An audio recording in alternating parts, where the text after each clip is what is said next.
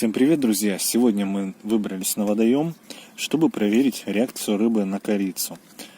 Наша подводная камера, кормушка, кусок хлеба.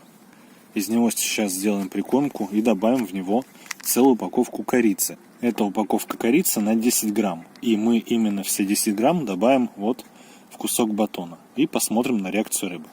Ну что ж, замешиваем. Друзья и уважаемые зрители канала, обязательно подписывайтесь на наш канал в Яндекс.Дзен. Там выходит больше секретов про рыбалку. Также выходят новые видео с рыбалок и другие полезные видео. Все про рыбалку. Все ссылки в закрепленном комментарии под данным видео. Так, вот так вот батон разломим.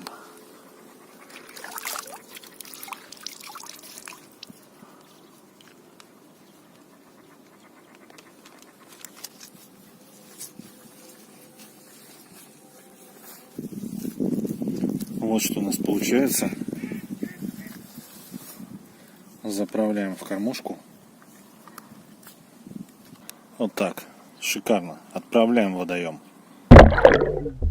Ну что ж, друзья, вот и опускается наша подводная камера вместе с нашей экспериментальной прикормкой из обычного хлеба и корицы. Многие просили меня проверить, снять это подводное видео, и тут вы все наглядно сами видите.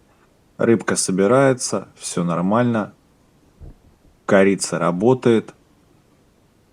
Если кто-то еще не знал, что корицу можно добавлять абсолютно на всю рыбу, в прикормку, в насадку, ну куда угодно, если нужен запах, если нужно привлечь рыбку, бюджетно, просто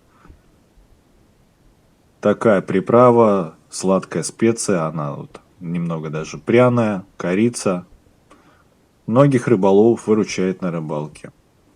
Как и все, конечно, работает не везде, но зачастую, практически во всех местах, корица вполне хороший ароматизатор, особенно летом. Ну и по холодной воде, осенью, в сентябрь, октябрь и даже в ноябре. Также я знаю, и в зимнюю рыбалку многие подсыпают немного корицы в лунку. И хороший жор рыбы начинается, много поклевок, хороший улов. Был рад снять для вас это подводное видео. Всем спасибо за ваши лайки, просмотры и подписку на канал Вячеслав Рыбак. Дальше будет только интересней. Всем всего хорошего, доброго и до скорых встреч.